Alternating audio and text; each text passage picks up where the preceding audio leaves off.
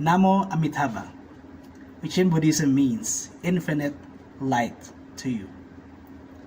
The practice of saying Amitabha 100 times has been a practice in the Buddhist religion, because they say that when you say the name of Buddha or Amitabha 100,000 times, you will meet him. That's an interesting belief. That's why they say it, and it's a form of greeting in the Buddhist religion. Now we will be talking about the contributions of Buddhism in the greater community. But first of all, let us emphasize Buddhism's contribution in the Indian society, which is where it is most used or most practiced.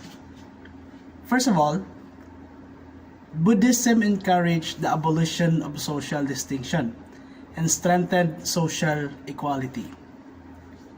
In those times, Buddhism was one of the advocates of unity. The sad thing is, India has a caste system kung saan nagkahati-hati, nakakahiwalay, at may level ng social status sa India. Which means if you're poor, you're at the bottom. Kung mayaman ka, andun ka sa taas.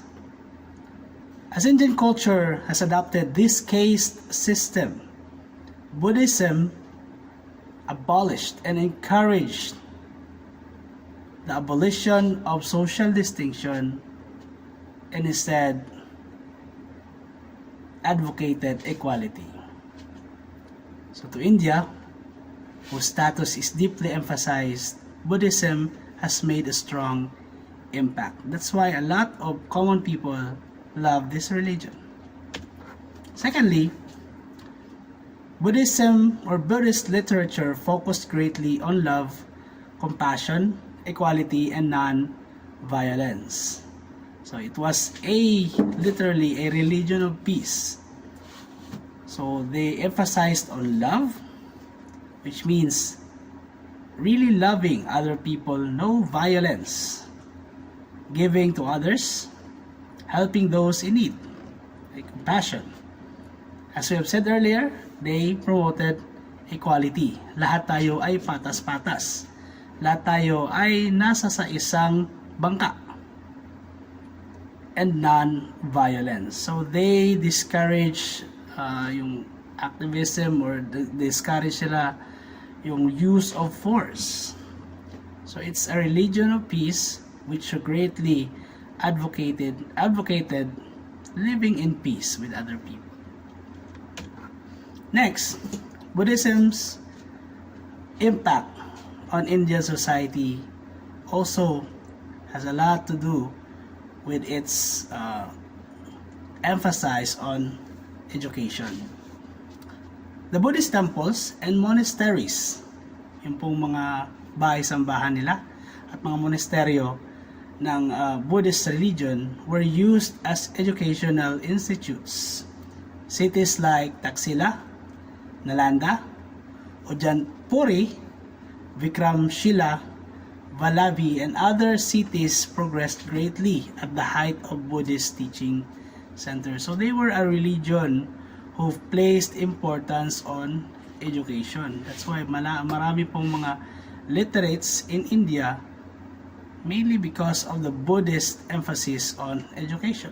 So nagpatayo sila ng mga educational centers, pinagamit yung mga simbahan nila, yung mga monasteryo as schools for those who want to learn. Now let's talk about Buddhism's contribution to the world. Ano ba yung contribution nila to the greater society of the world? First, the practice and ideals of monasticism and asceticism. Now, we are all familiar with this term, monastery, mga bahay ng mga monghe. So, asceticism, which means a religious way of life which one renounces worldly pursuits to devote oneself fully to the spiritual work. So, it came as a Buddhist practice, yung asceticism. Yung wala kang isipin, you focus all your time and energy on spiritual work. So kung baga iwan lahat para doon sa spiritual work mo, Just like yung mga monghe natin, those living in monasteries.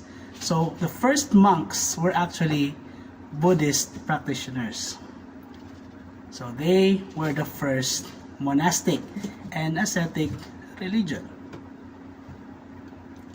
Next, it's worth to note that Buddhism was the first missionary religion, which they were a missionary religion even before Christianity.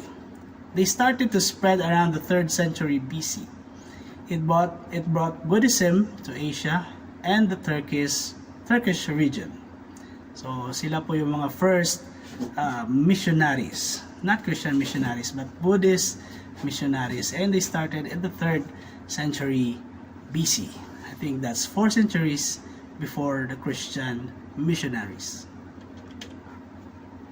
Next, it was also due to these missionary operations in which literature and spoken language continued to spread around the world, as Buddhists are advocates of religion. As we have said kanina, they greatly impacted the educational system in India, and this is what they've been doing before around the world, as they taught in different places, different countries.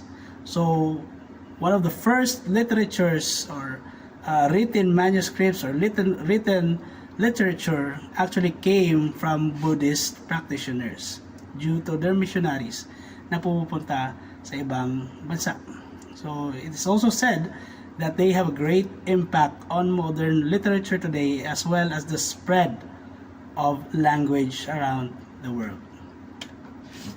Next, Buddhism also has a huge impact in both ancient and modern architecture. The beautiful statues and sculptures, the paintings and decorations that have come to us from the past, whether they be Indian, Indonesian, Chinese, Japanese, Korean, Tibetan, or Mongolian, are products of the Buddhist creativity. So a lot of tourist sites, kung remember nyo, like Angkor Wat, they are based on Buddhist design. So the Buddhism has a huge impact on architecture. This was also to show what man can do with so little resources, so little equipment, with the beauty of the Buddhist creativity. And that's all for my report about the contributions of the Buddhism religion in society. Thank you.